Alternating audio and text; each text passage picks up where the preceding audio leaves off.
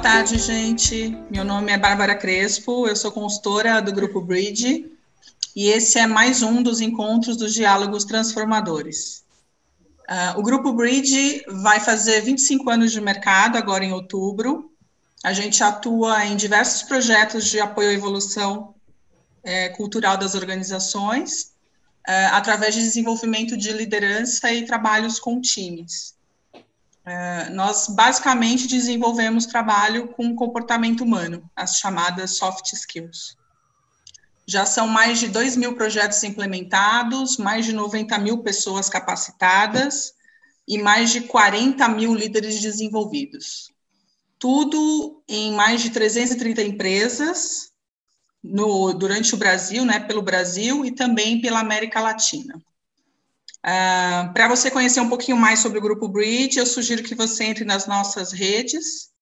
A gente está falando hoje sobre um tema bem importante, vamos refletir, vamos conversar, vamos bater um papo aí sobre um tema bem importante, que é como a pandemia está impactando a liderança do terceiro setor.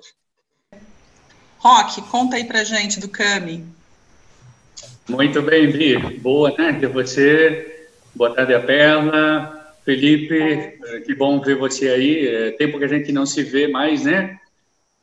Sérgio, também dizer que é muito importante estar aqui, gostaria de cumprimentar a todas as pessoas que estão aí participando dessa live.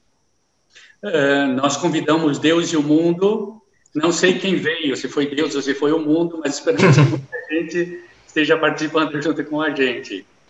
Então, eu sou Roque, eu estou coordenador do CAMI desde 2011, mas o CAMI nasce em 2005, logo após os grandes fluxos migratórios aqui para o Brasil, especialmente para São Paulo, que São Paulo é, na verdade, o grande foco mirado pelos imigrantes e refugiados. Então, o CAMI nasce logo após esses grandes fluxos chegarem aqui em São Paulo, através de uma ideia de diversas instituições de criar uma ONG que estivesse próxima dos imigrantes. Então, em 2005 começa o trabalho e, fundamentalmente, o CAMI se preocupa na promoção dos direitos humanos dos imigrantes e refugiados. O que significa isso?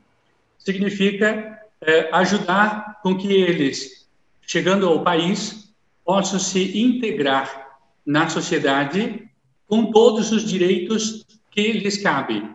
Então, aí nós ajudamos a organizar toda a documentação, então fazemos o apoio para a pessoa se regularizar aqui no país e ter todos os outros documentos necessários para viver ou acessar os direitos aqui. E aí inclui carteira de trabalho, CPF, cartão SUS, que agora é muito necessário, né, durante esse período, e não só, sempre é muito importante. Além disso, a gente tem assistência social e assessoria jurídica que acompanha todos os momentos em que a pessoa sofre qualquer tipo de violência ou passando por algum tipo de necessidade. Ademais disso, nós também atuamos com cursos, sejam eles de inclusão, como português, e profissionalizantes, como informática, empreendedorismo, nós temos modelagem, tem música, tem defesa pessoal, tem um pouco de tudo. Então, a gente recebe essas pessoas com o intuito de fazê-las entender que elas são migrantes e migrar é um direito, e dentro desses direitos ela tem o direito de viver e residir onde ela gostaria. Além disso, a gente faz um trabalho em diversos bairros, com mulheres se reunindo em rodas de conversas, e também com visitas a oficinas de costuras. Entrando lá nas oficinas, levamos todas as informações de quais são os direitos que essas pessoas têm aqui no país e como acessar cada um desses direitos. Nós hoje temos uma média de 16 funcionários e em torno de 40 voluntários. Então, somos orgulhosos de dizer que o número de voluntários ultrapassa o número de funcionários e eles são esse apoio nosso. E também dizer que o CAMI, desde o nascimento, sempre se sentiu uma ponte entre os direitos e quem não conhece os direitos. E aí a gente se aproxima muito da Bridge, né, a ponte. Então, é um prazer estar junto com vocês hoje. Obrigado por nos receber e receber um pouco o nosso público junto com vocês. Roque, tem acompanhado aí, né, à distância, mas tem acompanhado aí o trabalho do CAMI, é um trabalho que está sendo belíssimo, né, vocês estão organizando um grande trabalho de mutirão aí para trazer cestas básicas para as famílias carentes, né, não só imigrantes, mas também brasileiros, né, tem ajudado, inclusive, né, os próprios brasileiros. Mas conta um pouco aí, como é que está, qual que é o desafio da liderança hoje do CAMI, né, nesse momento? Perfeito. Então, primeiro, obrigado, Bi. Eu tenho certeza que em outros tempos, um pouco antes de o vírus ter alcançado o Brasil, normalmente nós estaríamos fazendo os atendimentos pessoais, fazendo serviços diretos com o nosso público, organizando e realizando os trabalhos nos bairros. Quer dizer, estaríamos no normal nosso. Mas, de repente, a pandemia chegou ao Brasil e nos obrigou a nos reinventarmos e inovarmos. Então, a primeira coisa que nós fizemos foi a preocupação com a nossa equipe. A preservação daqueles que estavam trabalhando junto com a gente, exatamente porque o risco pode ser com a vida de qualquer um. Então, primeiramente, acima de tudo, a preservação da vida. Depois, nós começamos a receber muita ligação, muitos pedidos de pessoas que precisavam de alimento porque estavam passando fome. Por quê? Dentre todos os grupos, os primeiros a sentir a fome são os imigrantes e refugiados, porque normalmente a maioria deles não tem documentação, então eles não vão conseguir acessar o auxílio econômico que está sendo dado pelo governo, e tampouco eles vão conseguir trabalho, eles já estavam na informalidade.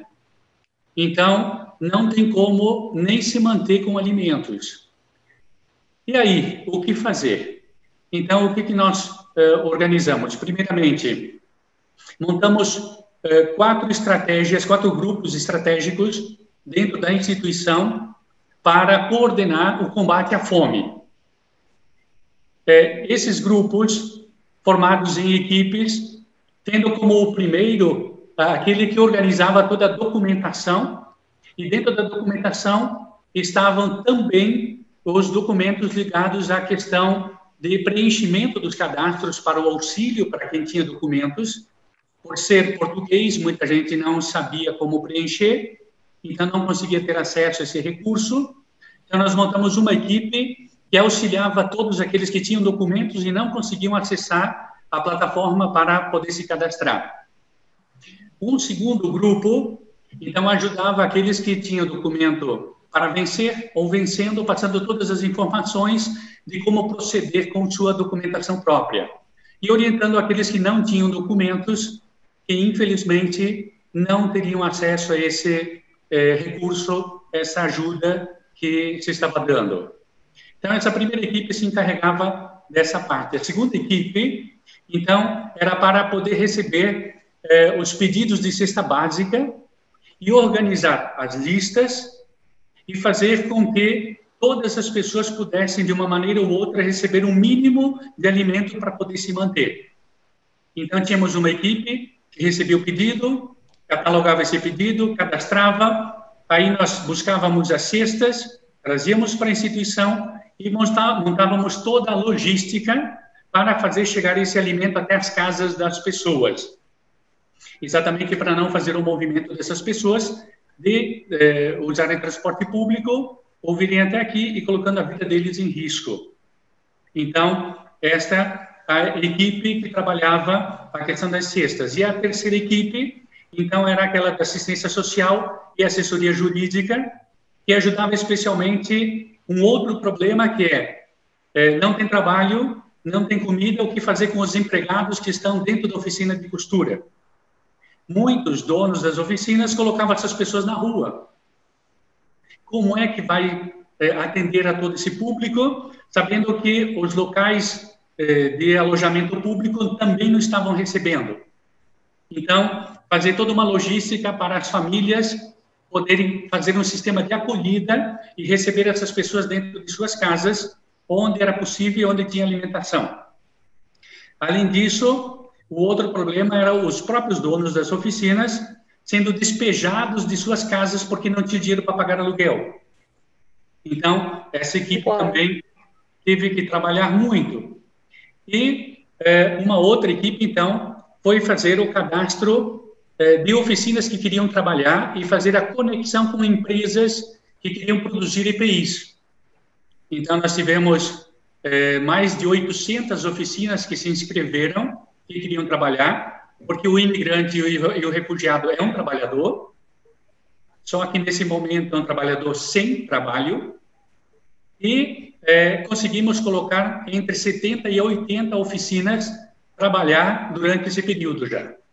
Então, aí vai também já um pedido, né, para as empresas, né, que podem e que querem contratar imigrantes para dar trabalho, porque a cesta básica ajuda alguns dias, mas o trabalho os mantém, é diferente, né?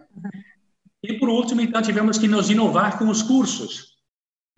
Por quê? Nós temos todos os cursos e não poderíamos deixar os imigrantes e refugiados serem prejudicados sem os cursos. Então, contratamos uma plataforma e, assim, todos os cursos voltaram, estão todos eles online, com os professores trabalhando e o pessoal nas casas. Desse trabalho todo, trabalhar sozinho é muito duro e é muito difícil. Então, nós conseguimos localizar um grupo, quer dizer, eles nos localizaram, de 42 instituições bolivianas, que já haviam começado um trabalho de distribuição de cestas, mas eles precisavam de técnicos para ajudar a organizar todo o sistema e fazer a distribuição. Então, nós nos unimos a eles, que é chamado hoje Bolívia Solidária. O nome é Bolívia Solidária, mas atendemos a todos. Quem entra na lista vai entrar numa ordem conforme a emergência que está vivendo no momento. E aí nós colocamos na lista conforme a prioridade e vamos atendendo a todos. Hoje, nós atendemos já mais de 800 famílias com alimentos e temos que destacar um dos grandes apoiadores e trabalhadores e divulgadores disso é o Bolívia Cultural, né, que vem fazendo todo esse trabalho de amarração, de divulgação e que vem apoiando todo esse trabalho junto com essas instituições e o CAMI. A fome é igual e dói em todos, mas dói mais no imigrante e no refugiado que não fala o idioma e não tem a quem recorrer. Então, esse é um pouquinho o trabalho que a gente está tentando fazer, nesse reinventar-se, virar a mesa por causa da pandemia e olhar debaixo dela o que nós podíamos desenvolver e nem nós sabíamos que tínhamos essa capacidade. Incrível, né? Incrível aprender e se rever, né? E eu tenho acompanhado, aí vocês não param, né? Final de semana, todos os dias, ajudando e entregando cesta. Normalmente, os 7 dias da semana, a gente está envolvido nisso, porque a fome atinge todos os dias da semana. Não tem um dia específico. E depois eu vou contar um pouquinho também como é que é a questão das entregas que a gente fez com os imigrantes indo nas portas dos brasileiros, entregando comida para brasileiros. Mas eu vou deixar para depois. Depois eu vou mencionar esse fato. Primeiro, foi muito bem colocado pela Perla e também pelo Felipe, que o terceiro setor, as ONGs, elas fazem o que o governo não faz e fazem de uma maneira melhor do que se o governo estivesse fazendo. Sim. Por outro lado, o governo não dá nenhum apoio financeiro para fazer o que nós fazemos. Então, a sobrevivência nossa acaba vindo ou de empresas diretamente ou de capital estrangeiro para a gente fazer um serviço dentro do país que é para ajudar o governo, que o governo não nos apoia. Então, existe aí uma dualidade entre aquilo que nós somos, a nossa identidade, dentro de um sistema de apoio ao país, onde não temos o apoio do país.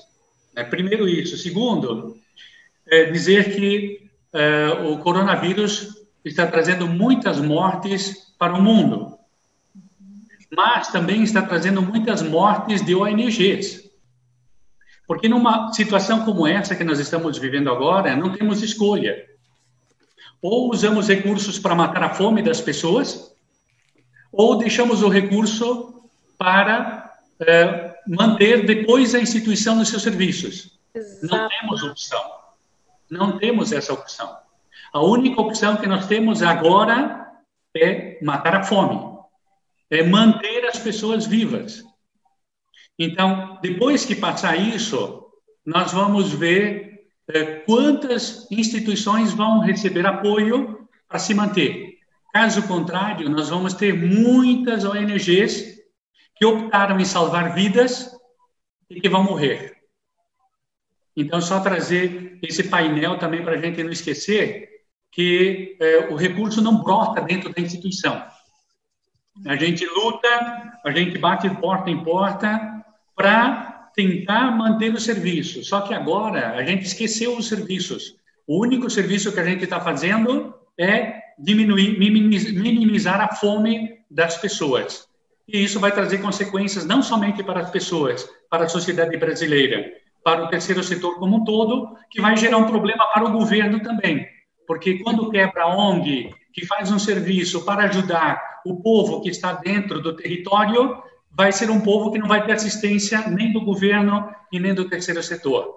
Então, vai gerar um problema também para o governo, essas pessoas. E aí é que eu entro com a ideia de que a gente já conversou até mandamos ofício para a Mara Gabrilli e também para a Bruna Furlan, que são representantes dos imigrantes do Congresso, pensando numa regularização de todas as pessoas que estão indocumentadas aqui. Por quê? Isso, ao menos, vai dar a eles a condição de acessar esse recurso do governo e não vai secar todas as ONGs para poder depois começar com algum serviço para recomeçar economicamente suas atividades. Então, por isso que a gente está aproveitando esse canal também para dizer da necessidade de uma anistia para todos os imigrantes e refugiados para acessar o seu direito, porque imigrar é um direito e ter documentação também é um direito. Então, se é um direito, por que a gente não aplica esse direito a essas populações? Então, só levar aqui, né, essa bandeira de luta dos imigrantes e refugiados, que é anistia já. E só um último comentário a respeito das ONGs. A gente vê que existe uma campanha muito grande tentando colocar as ONGs como algo ruim dentro do país. Quando, na verdade, são as ONGs que estão sustentando o peso das maiores dores da sociedade brasileira. Obrigada, Roque. Então, o que a gente precisa fazer? A gente precisa, claro, olhar porque existem alguns que foram criados como ONGs, mas nunca fizeram serviços. E aí precisam ser vistos de uma maneira diferente daqueles que estão sustentando a dor da sociedade brasileira. Se você olhar hoje, vai dentro das favelas para ver quem é que está ajudando a matar a fome das pessoas. Vai debaixo das pontes para ver. Vai com a população de rua. Quer dizer, os locais onde mais tem dor, onde mais tem sofrimento, tem uma ONG que está lá presente, que está tentando aliviar aquela dor, aquele sofrimento. E aí a gente fala de todo tipo de vida. Não está falando só da vida humana. E aí a gente fala da Amazônia, aí a gente fala dos animais, aí a gente fala do mar, aí a gente fala de todos os locais onde existe um sofrimento contra a vida.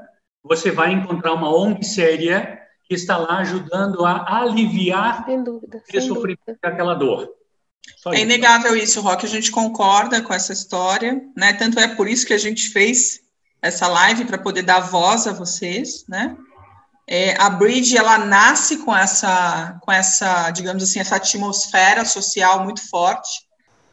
Sérgio, e é nesse sentido que o CAMI só tem que agradecer a Bridge pelo curso que nós recebemos gratuitamente de vocês, né, da formação de lideranças e capacitação, né, dessas lideranças, que foi o que, na verdade, ajudou nesse momento fazer com que a gente olhasse com outro olhar para essa situação, olhasse para as oportunidades que essa situação estava trazendo e a gente decidisse juntos como atuar nesse momento. Então, foi baseado em todo o curso, tudo aquilo que a gente recebeu de ferramentas, né, que acabou fazendo com que o CAMI tivesse essa força nesse momento e tivesse uma equipe que, nesse momento, se juntasse, não olhar a dor, mas se juntasse com sororidade a essa dor das pessoas para tentar eliminar e diminuir. Então,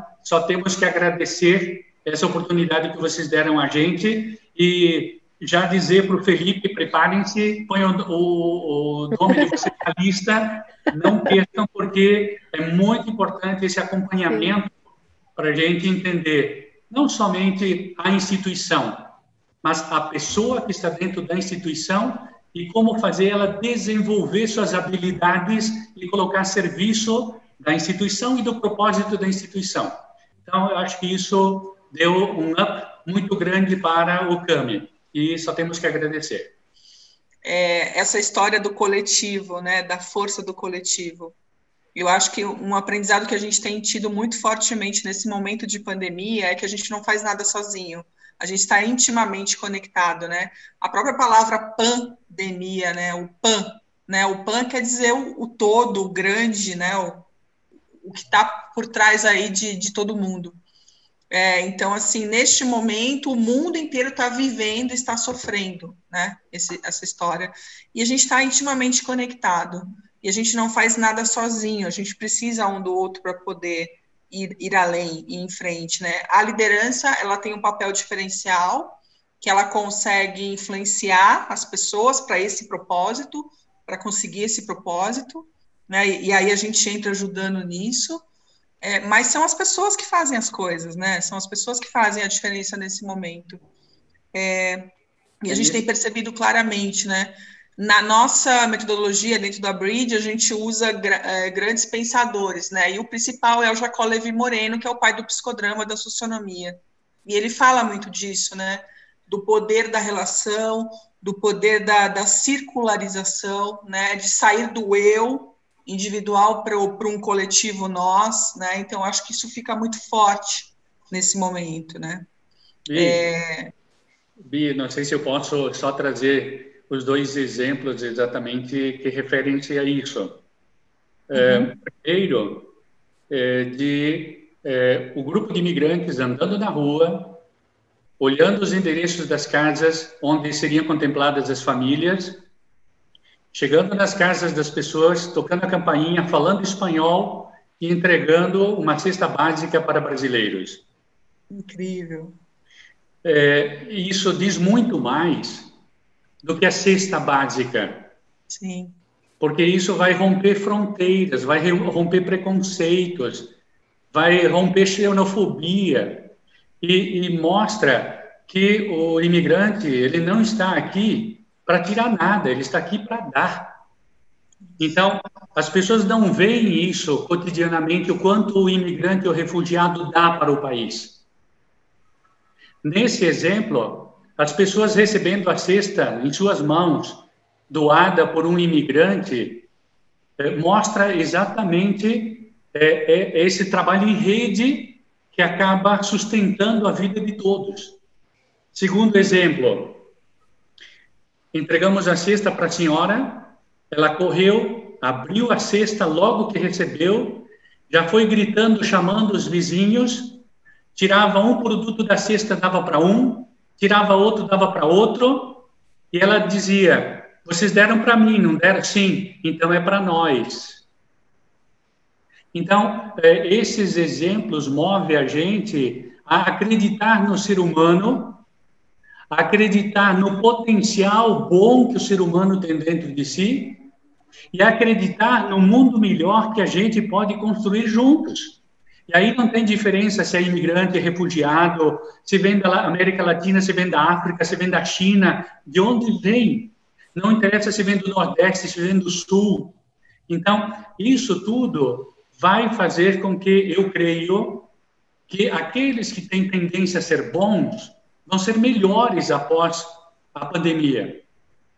Assim como aqueles que são maus, também vai acabar sendo exaltada a maldade deles. E aí nós vamos entender quem são os bons e quem são os maus que vivem dentro da mesma sociedade. E aí nós vamos entender que a capacidade dos bons é muito maior do que a dos maus. Né? Então, romper esses preconceitos com esses dois exemplos traz vislumbrar que o trabalho em rede gera seus frutos numa rede menor, que vai gerando uma outra rede menor, que vai atingir uma sociedade como um todo. Perfeito, Roque. Exemplos belíssimos, que riqueza está reverberando na sociedade, né? Isso é bem especial. Você vê que não precisa ser coisas gigantescas, né? São pequenas ações. São as ondinhas da água, né? Que vão... Exato. É o pequeno, né? Que vai reverberando. Fantástico. Gente, a gente está chegando ao fim. Tá uma delícia a conversa, tá incrível. Que experiência, né, maravilhosa a gente poder compartilhar. Agradecer imensamente, assim, pela contribuição de vocês, agradecer a quem está assistindo, né, por ter ficado até agora com a gente. Então, primeiramente, dizer a todos que estamos fazendo, sim, essa campanha contra a fome. Então, procurem lá no CAMI, Centro de Apoio Pastoral do Migrante, o Face. As descrições estão todos os endereços nas descrições, viu? Perfeito. Segundo, agradecer a Bridge por esse canal de comunicação com tanta gente. Agradecer a vocês que estão aqui junto com a gente dialogando, né, sobre esses temas tão importantes, mas também aqueles que estiveram nos assistindo durante esse momento, né, nos aguentando aqui, ouvindo todas essas lamúrias, mas ao mesmo tempo dando sinais de esperança, né. Eu só finalizaria dizendo que a gente vai ter que repensar a gente como sociedade.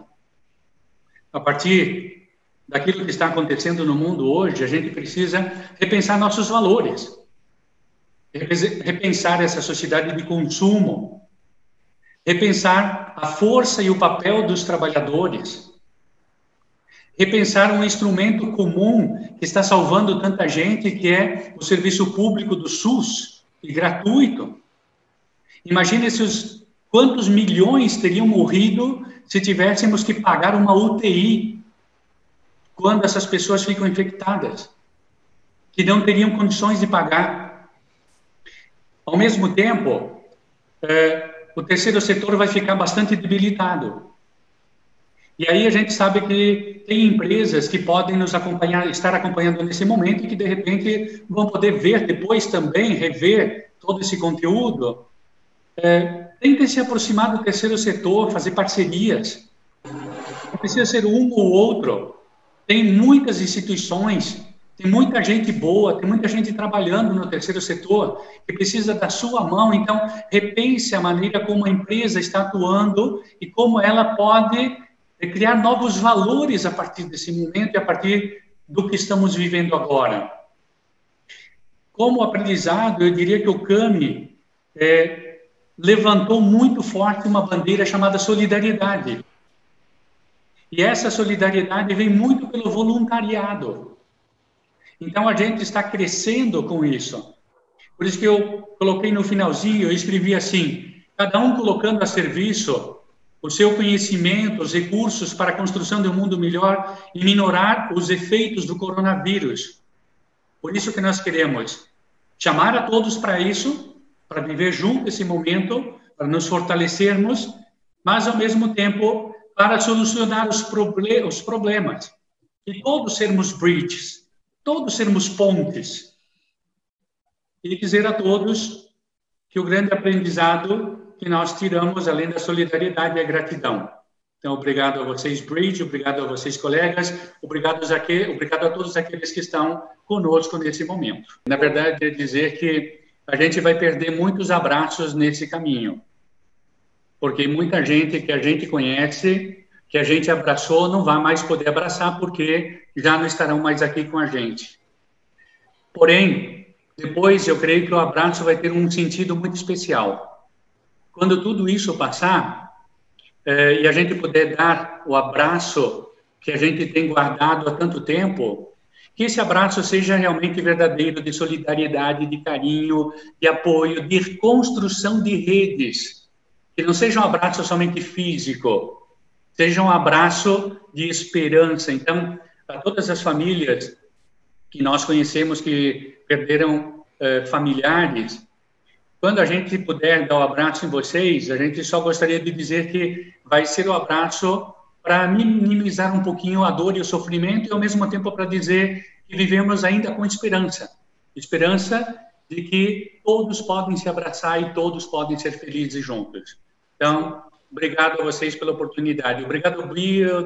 Acabei esquecendo de passar esse momento, né? E também dizer aqueles que perderam, que vão perder familiares, recebam nossa solidariedade, nosso carinho, e se precisarem da gente, liguem para a gente, avisem a gente, vamos conversar, vamos bater papo, vamos jogar para fora a dor, para que entre o alívio, entre a paz, e na paz a gente construa um mundo melhor.